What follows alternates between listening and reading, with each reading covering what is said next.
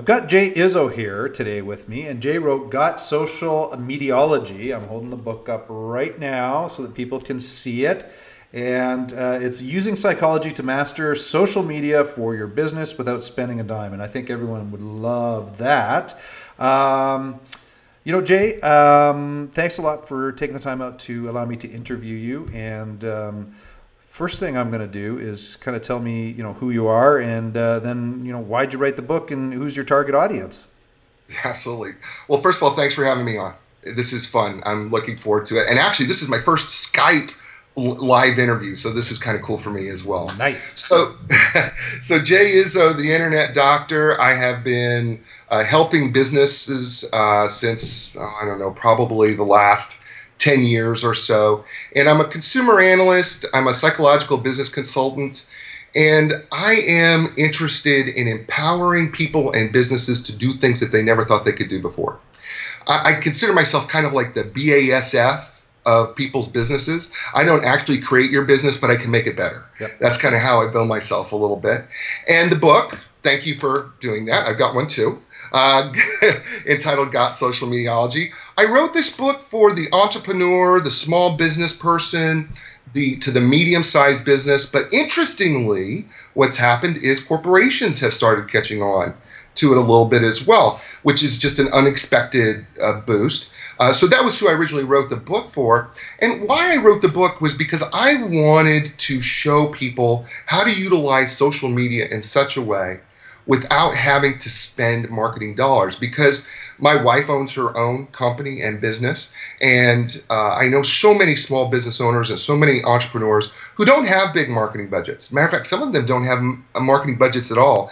And so what I wanted to do is I wanted to write something after doing all sorts of research, interviewing different people, studying the different things that are out there, and coming up with ways that people could utilize these different cultures, which we refer to as platforms, in a way that they could interact with the user and actually get a return back for their business. And there's other benefits as well that come with that. And so that's the basics in the nutshell. So if someone wants to reach out and find you, how do they get a hold of you?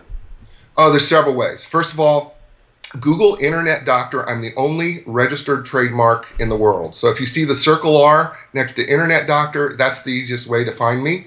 But you can also find me on Facebook, Twitter, LinkedIn, Instagram, Google Plus. Yes, I still use Google Plus, and I believe in it. By just looking up the Internet Doctor or Internet Doctor, and you can find me there. And certainly people can email me at j@internetdr, as in doctor.com, and they can get a hold of me that way too.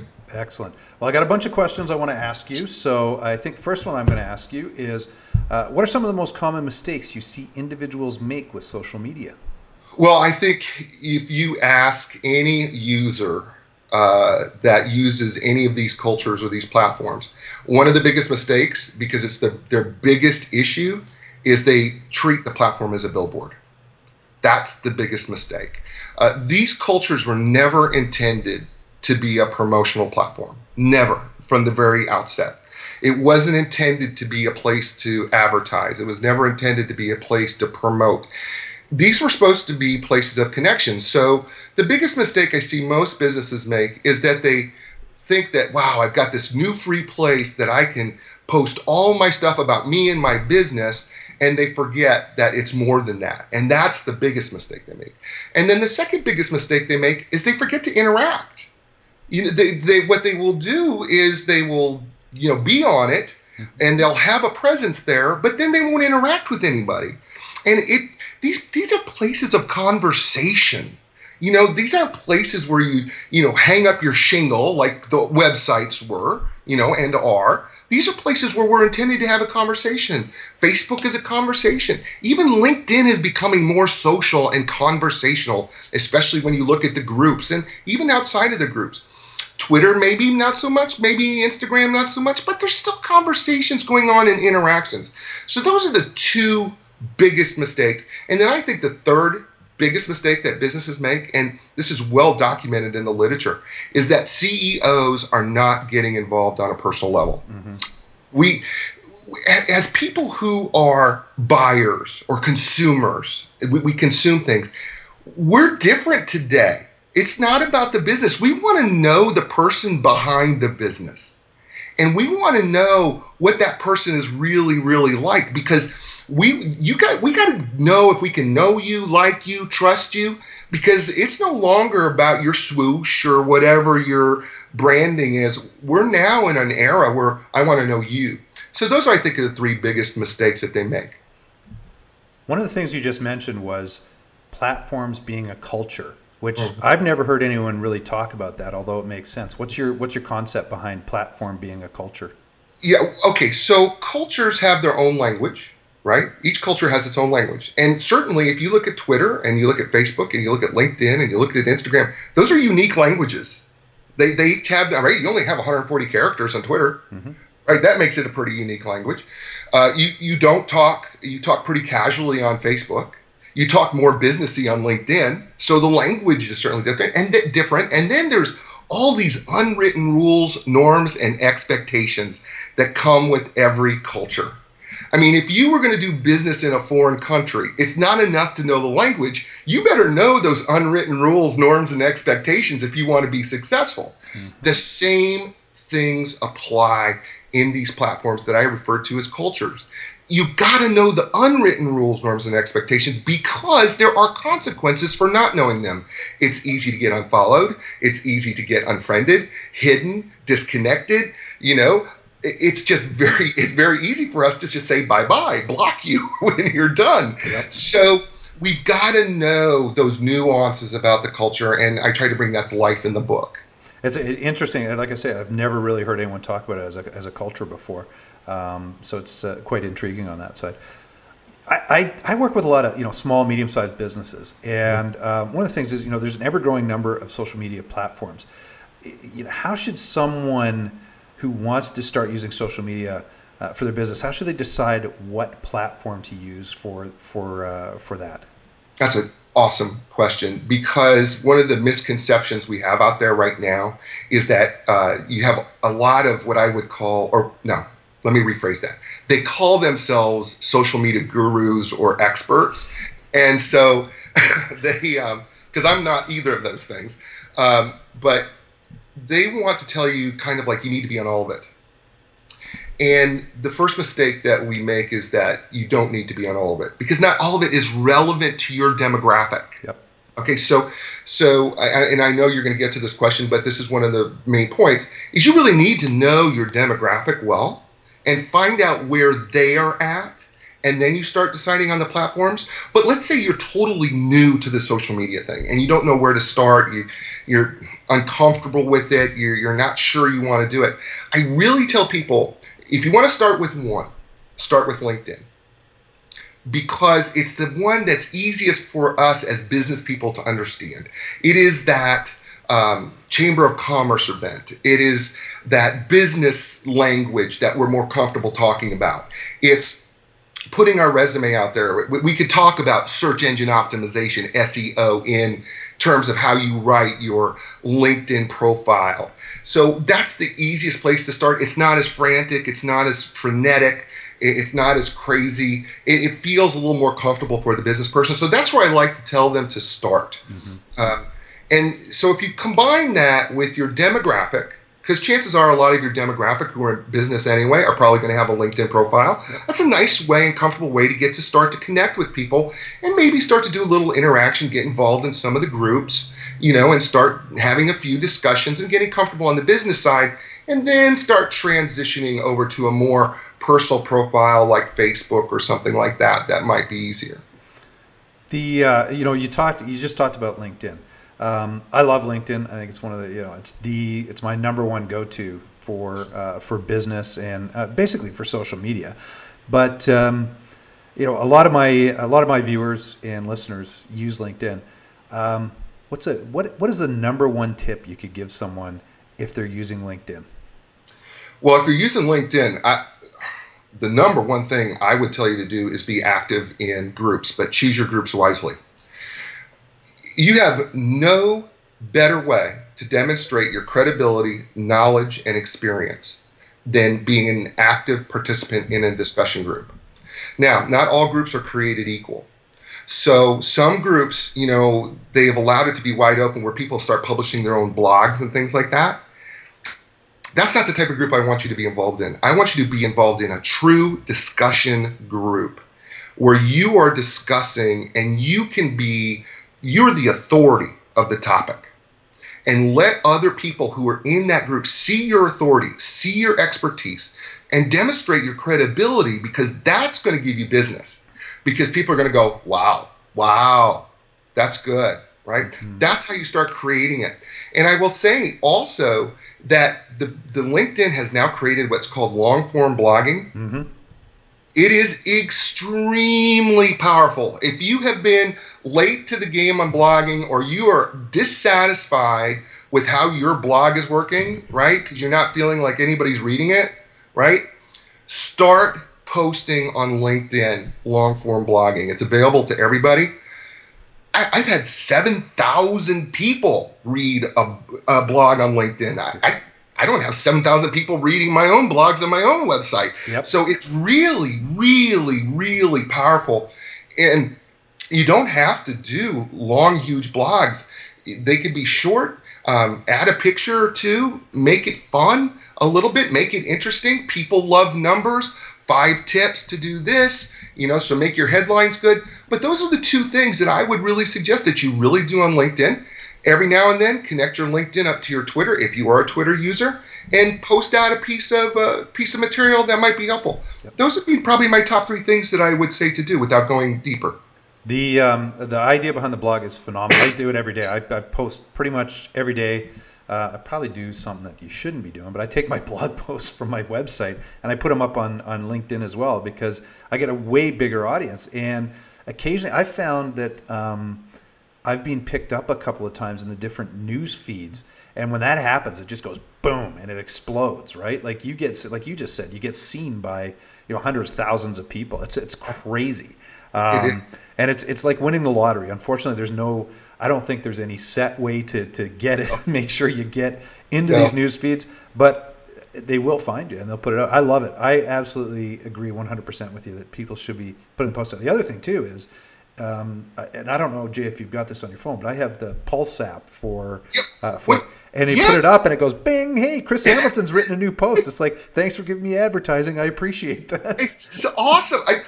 Whenever I get a post that makes it to pulse.me, right? I mean, it's like a big deal. I'm taking screenshots of it, right? Because you got that post that just made it in. And then people will pick it up. I noticed like there is these paper LIs. Have you ever heard of paper LI? No. So it's a free newspaper that you get that just grabs content that you kind of tailor make, right? Yep. And you can phrase it in your own. You can create your own paper for a little bit of money. Well, what happens is people will be pulling my LinkedIn posts into their own papers, their newspapers, and that's cool, right? It doesn't happen normally from my own blog, but it will happen from LinkedIn all the time. Excellent. It's amazing. It's an amazing thing. I love LinkedIn. Just group hugs and high fives to them. The next question here is, what are the 5 ways companies can use social media more effectively? Okay, so I have five tips. Number 1, know your demographic. Okay, we talked about this earlier, but knowing your demographic is really important. Every business has a demographic. And when I walk into businesses and I consult with them, they think that they know what their demographic is. But then when I do the research, you start to find out that there's really the same type of person keeps walking through the door every time. And the business doesn't see it. They just think that they're marketing to everybody, but their marketing is tailor-made to one specific group. So you really need to know what that demographic is. And then once you know it, you need to choose your platforms, your cultures wisely. Okay? I already talked about you don't have to be on every culture. So choose them wisely. And I'll give you a real prime example. Pinterest is a very interesting culture. Okay? It's dominated 80% women, 20% men, and the 20% men are not very active users by and large. But that platform can be extremely effective if you're into culinary types of things and cooking and recipes, do it yourself, fashion, even real estate folks who have something unique about a piece of property and post those pictures, that can be a really, really nice way to utilize Pinterest for your business. But it's not for everybody. Okay? I mean, most of us are in some sort of a service industry. I don't know how an insurance company would utilize it nearly as effectively as, say, somebody who was into fashion or restoration or something like that. So choose those wisely, because you don't have to be on all of them. And then when you do choose your platforms, keep your content culturally relevant. And what do I mean by that? So when you're in LinkedIn, we don't really care about your beach trip, okay? Mm-hmm. So that's not very culturally relevant. At the same time, if you're on Facebook, we really don't care about your latest listing, at 123 ABC Lane. Matter of fact, it irritates us quite a bit. And so we need to be culturally relevant in terms of speaking the language that I talked about earlier, because there is a language to it. Stay casual if you need to be casual. Stay professional when you need to stay professional. Stay short when you need to be short, etc., and so forth. So keep your content culturally relevant. Probably the fourth thing, though, that I think is and the thing I talk about in the book so much, and it's really, I can't impress this enough, be authentic. We try to sometimes go outside of who we are, and we utilize these platforms in a way that we try to push the envelope or try to look like something that we're not, or try to say things in a particular way. And the truth of the matter is we connect with real, authentic, genuine people. And we like those people. And we not only like them, we trust them. And so we want to get to know people who are genuine and authentic and real. And it works. You do not trust people you don't like. Mm-hmm. You don't like people that you don't know. And we like to know real people. And it works in that way. And so I can't impress enough to the viewer. Be authentic. Be genuinely you. Not what you do, but be genuinely you, because that's what we're looking for. And then finally, be very clear on your goals, whatever you do on social media. And you need to measure them, and you need to experiment with them. So whatever your goals are, be very clear what they are. If it's about getting likes, fine, then it's about getting likes. I don't care what your goals are, but be very clear what they are. Mm-hmm. If whatever it may be, okay. If it's more commentary, if it's more sharing, if it's we're going to track that we're going to communicate with more people, and we're going to see how many people talk about it when they come through the door of of our place of business. Whatever those goals are, make sure that you're clear on them. Then have a way of measuring them, and then again, like I said, experiment with them so that. And I would do it in 90-day segments, because it takes about 90 days to see what you're doing consistently, and then just to make those changes to start to see some cause and effect relationships. Mm-hmm. And those are my 5 tips. Excellent. All good tips. One of the things you just mentioned that just caught my interest was Pinterest. 80% women, 20% men not active. Just going through my head right now is the fact that women make like 90% of all the household buying decisions. That's correct. And I can't think of a better place to potentially be if you're trying to engage with those people. Just food for thought. That's crazy. No, you're absolutely right. I mean, my wife owns a real estate company, and she uses Pinterest when they find something unique about the property. Maybe it's an entryway that's got columns in it that were hand done in a particular way. It's very, very interesting how Pinterest works. Mm-hmm. and how it actually can generate interest. And because you can connect it up and put website pages and things like that now that we couldn't do before, you have a way of connecting that potential consumer to get them to go somewhere else. Absolutely. So from reading your book, it looks like you believe in Cialdini's law of reciprocity. I'm a huge Cialdini. He's awesome. How does the law of reciprocity work in social media? Mm-hmm. Well, it works in a lot of different ways, and the cultures are uniquely different in how it works. I'll give you a prime example. Let's take Twitter, right? What have we always told people you need to do if you want to get followers? I don't know. You got Follow. to engage or follow, right? You start following, right? Yeah. If you follow a number of people, you're going to get a number of people to follow you back. Yeah. It's just that simple. Reciprocity works. Yep. And then start.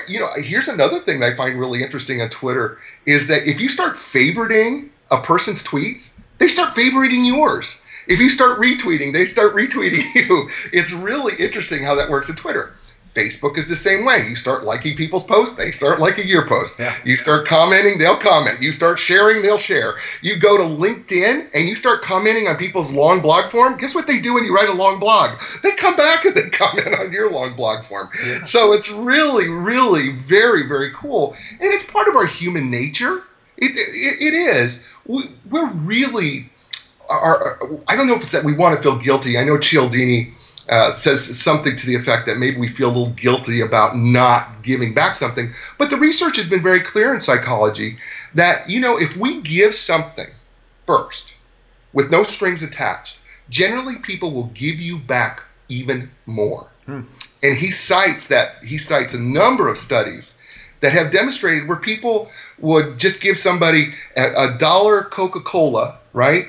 And then they get done watching a film, they come out, and then they would ask those people who got the Coca-Cola if they'd be willing to buy some raffle tickets for a charity, and they end up spending so much more than it cost them for the Coke, right? Yeah. Versus the people who got nothing won't spend anything. Yeah. So it's really interesting how it works, and it's part of our human nature to do so. I know it may sound manipulative, but we're not manipulating things. What we're doing here is we're just practicing goodwill. And I believe that reciprocity does come back, and it does, and it's demonstrated itself scientifically and personally. I interviewed Dave Kirpin. I'm sure you know who Dave is, and Dave's become a buddy. But he told me in one of my interviews, it was in his book, that when they sent thank you cards to people, it was a donor company he was working with. When they sent thank you cards, they did a comparison. And 6 months later, they went back to people they sent them to, and they didn't send them to. And he said the first of all, the people they sent it to donated more, and they donated more dollars than these people here. So I mean, it's the same sort of concept, right? So It's crazy how that works. It is crazy, but let me give you an example, real life example, because I know this has happened to you and every listener, okay, or viewer. Christmas time comes, all right. And you have your Christmas list, and you go through your Christmas list of people, and you're going through the list, and you scratch somebody off because you haven't really seen them in a while, and so you take them off the list. Yep. Inevitably, what happens, that person shows up at your door with a present. Okay? Yep. They show up at your door with the present, you've scratched them off the list, you thank them, they go, and you go, oh crap. Yeah. Right? So what do? You pop open the present real quick because you want to see how much they spent on it, right? And you see that they spent like, $20, $25, whatever it was. So what do? Well, you go out and buy them a bottle of Dom Perignon because you feel guilty, and now you've just spent $150 in compensation for a $25 gift. Yep. We do it. It's part of our human nature. We do it all the time. All human nature, man. That's really what it comes down to. That's why you have a unique perspective on the social media coming from the psychology angle. So, in your book, you talk about focusing on the user versus the platform and engaging in a conversation. Now, we talked a bit about that a little earlier here, but how does someone go about engaging in a conversation in social media? I know that's kind of how long is a piece of string, but let's just say, how does someone go about engaging in a conversation on, say, LinkedIn? Okay. Well, first of all, the groups are powerful to engage in conversations, and then you can start moving those conversations to sometimes emails. I can't tell you how many times I've been in a group. One of the groups the group I manage is called the Psychological Marketing Network. And I've got it tightened down pretty much where you've got to use a discussion because I don't allow you to post your own blogs and that type of thing. But I am always shocked that when we write something and I'll comment and I'll be writing back and we're going in this discussion, that all of a sudden it moves to the email. And now it's a conversation to the point where literally I was helping somebody, helping them figure out how to build a convalescent center in Indiana. or Illinois. And that's just because we're having conversation, which couldn't happen otherwise. Mm-hmm. Also, if you do long blog form, here's where people miss it. People are posting comments. Why aren't you commenting back to these people? Yep. Right? Because it lets them know that they're important, that what they had to say was important. Even if they disagreed with me, I've got no problem with people disagreeing. Matter of fact, I respect the fact that you have an opinion that's even opposed to mine. I want to hear more, which creates more dialogue, yep. Right? Otherwise, it's monologue. That's not what these cultures are about. These cultures were never about monologues. Yeah. These cultures were about dialogues. So even when you go to Facebook, you want to create a dialogue, not just the like, right? Likes are easy, but when you take the time to actually make a thought, intentional comment, and you start to create the conversation, that's when it gets powerful. Especially to somebody, we call in psychology the strength of ties. Right? You have strong ties and then not so strong ties. And not so strong ties are people who we don't know so well, but are part of our kind of that outer circle. Yep. It's amazing how you create a conversation in Facebook with somebody who's a weaker tie, how much stronger that tie gets over the course of time. Mm-hmm. And even this person who you may have never seen face to face comes to your defense on Facebook if anybody ever says anything or, likes what you do. So creating that conversation is really part of commenting and then replying. And Facebook has done a great job here, I think, too, of now you can directly reply to somebody's comment, right? Rather than just putting another comment below it, you can directly reply to it. And that creates conversation. And that's what this is about. Twitter, we have some questions because even Dorsey, who founded this whole thing, has said, well, I'm not so sure it's so social, but it is really informational. Yeah. So that can be a little bit more difficult to create the conversation, although some of them do happen.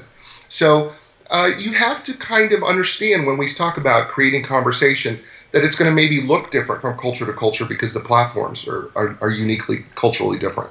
Gotcha. So I got about 6 questions left. You still have time? Or I got plenty of time. Okay, good to hear. So the question I want to ask you right now is, how much time should people devote to social media from a business perspective?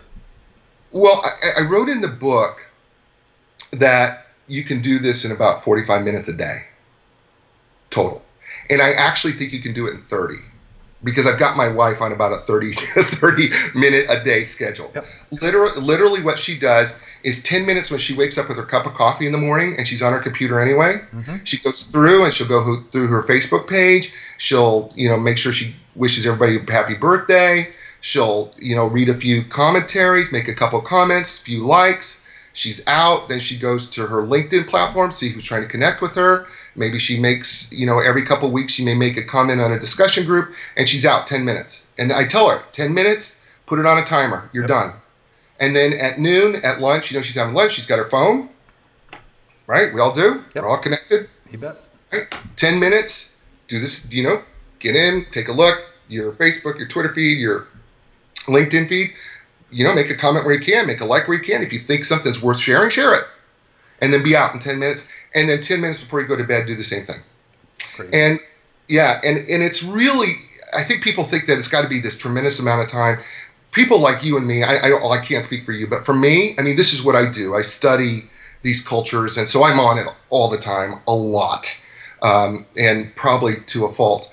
But I'm also trying to study what the user is doing and how the user is funny, by the way, because if you pay attention to the people who are your friends or people who are your connections, they will tell you what they like and don't like by what they post. Mm-hmm.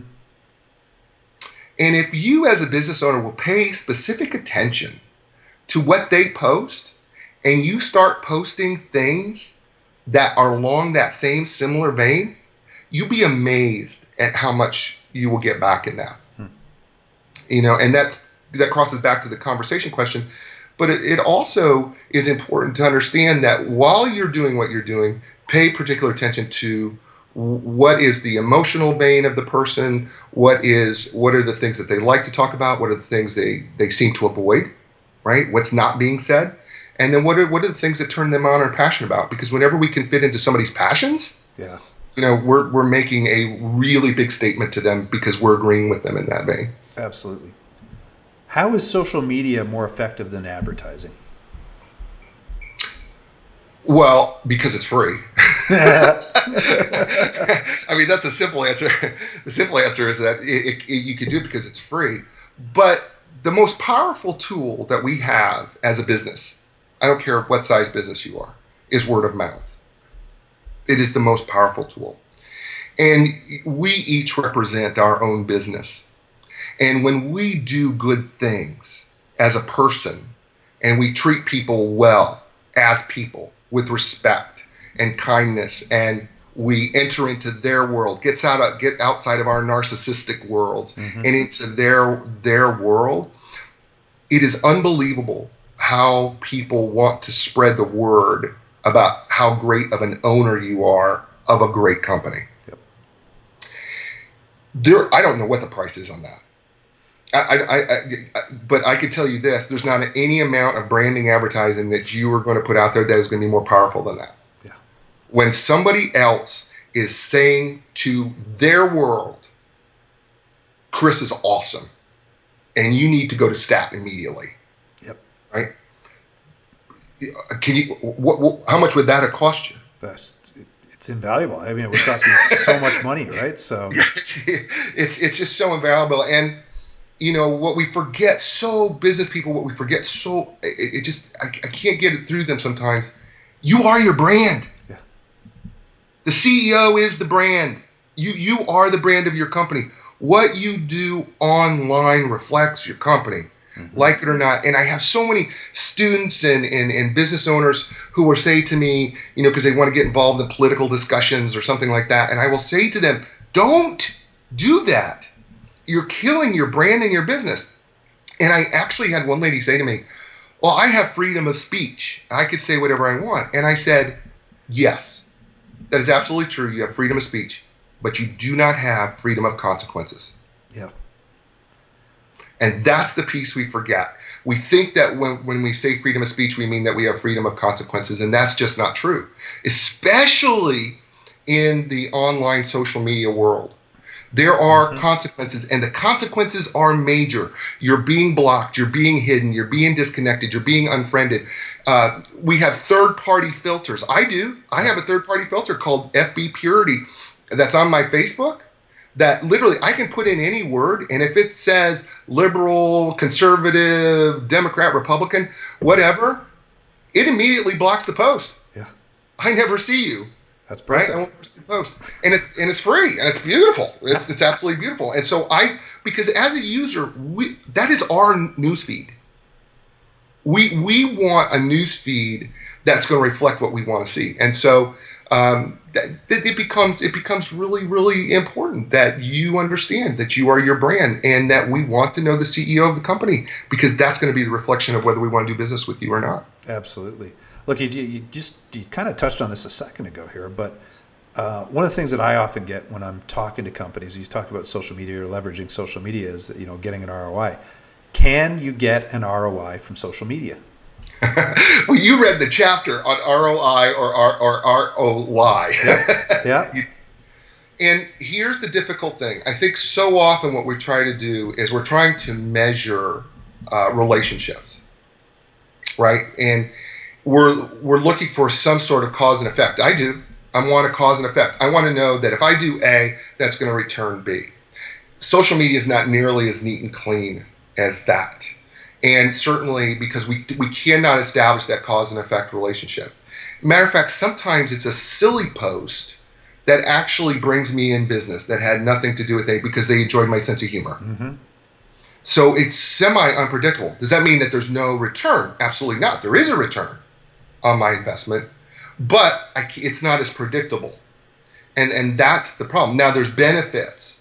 Now, I do talk about benefits. You have so many benefits available to you, whether that's SEO benefit, search engine optimization, benefit to utilizing social media, the word of mouth benefit, the reciprocity benefits. There are a lot of other benefits, but I can't directly attribute, if I do this post, it's going to bring in this amount of business.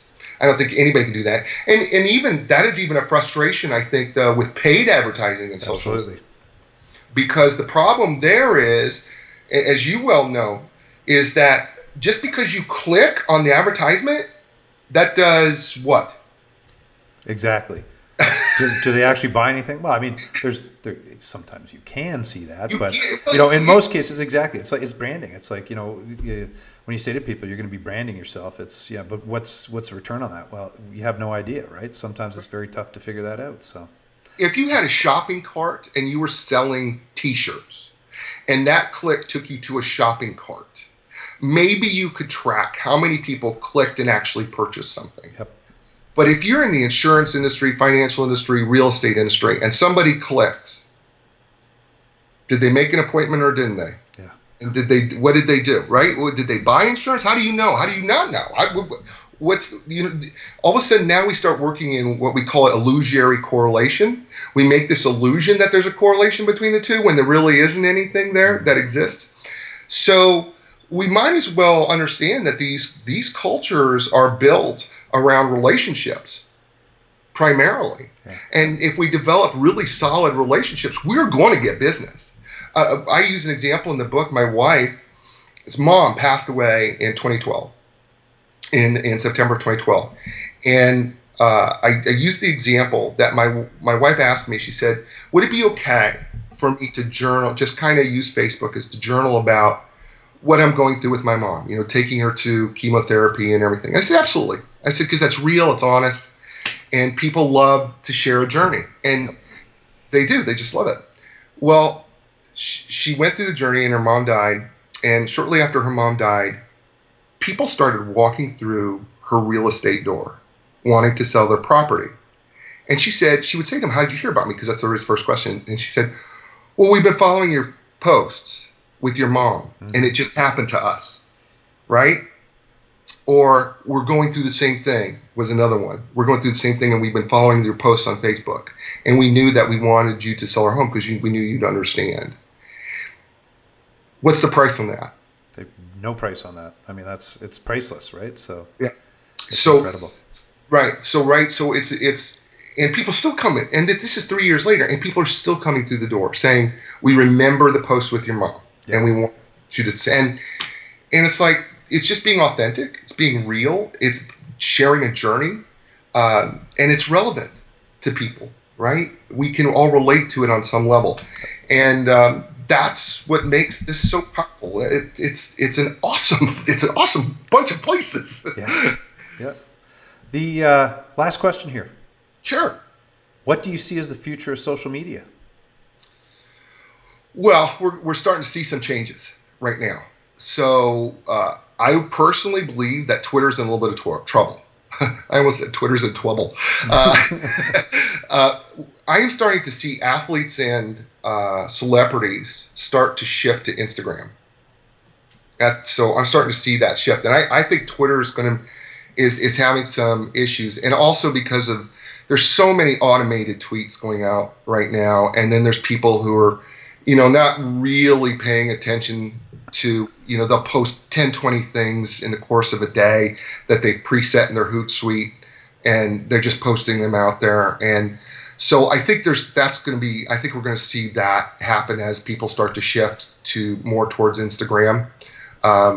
Even though that's a whole nother world that I haven't talked about because we're still researching it. Yeah. But also we're going more mobile, we can get away from it. We're going more mobile.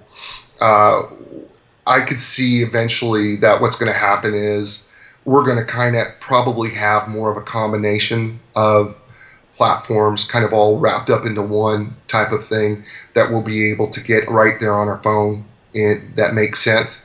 I've even seen some things, it scares me to death, but I think wearables are going to be huge. I still think wearables are going to be a big deal.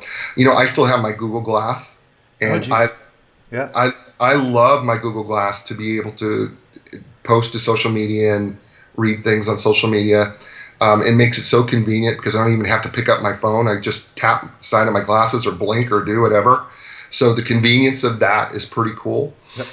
I think the one thing though that we're going to see that's going to be really, really imperative, especially with this millennial generation that's approaching us and becoming really dominant, is that we're going to see a lot more relationship and personalization. I used a word a long time ago called micro marketing, meaning that you're going to have to really market to the individual, but on a relationship basis. Because we all, as humans, want to know that we're important. But we especially want to know that we're important as an individual to a business. Yeah. So if Nike will say, hey, Jay Izso, those shoes look great on you, and thank you for purchasing them, guess what I'll do? I will never buy anything but Nike again. Absolutely. Right? Yeah. And by the way, this is a tip for businesses, by the way. You really want to nail customer loyalty, and they're on your Facebook page, whatever your business page is. If you will call them out personally and really, really call them out, I am telling you, you will develop loyalty than you can from some little card, that you get in the store, for loyalty points, just by being individually relational. And I think that's where we're headed ultimately. Great advice. Jay Izso, thank you ever so much for taking the time out today. I'm going to hold your book up again, Internet Dr. Jay Izso, and it's got Social Mediology, using psychology to master social media for your business without spending a dime, which people love. It's a great read. I enjoyed it. Love the way you've got the chapters all laid out, and a lot of the tips and tricks and stuff that are in there as well. So once again, how can people get a hold of you if they want to get a hold of you? Yeah, well, first of all, if you want to get the book, you go to Amazon, even Amazon Canada. Matter of fact, Chapters loves me in Canada. I know that Chapters bookstores in Canada have my book. I've had people Instagram them from Ottawa to Vancouver and Toronto, and so you can certainly find me there. You can certainly find me Barnes & Noble. You can find me Goodreads, but I would love to connect with you on social media, whether it's Facebook, LinkedIn. I love LinkedIn. Twitter. I even have a Pinterest page. I have an Instagram page. If you just look up Internet Doctor, you'll find me. And if you Google Internet Doctor with the registered R trademark, that is me. You will find me there as well. And you can also email me at Jay, at internetdr, as in doctor.com. Awesome. Thanks for your time, Jay. Thank you so much.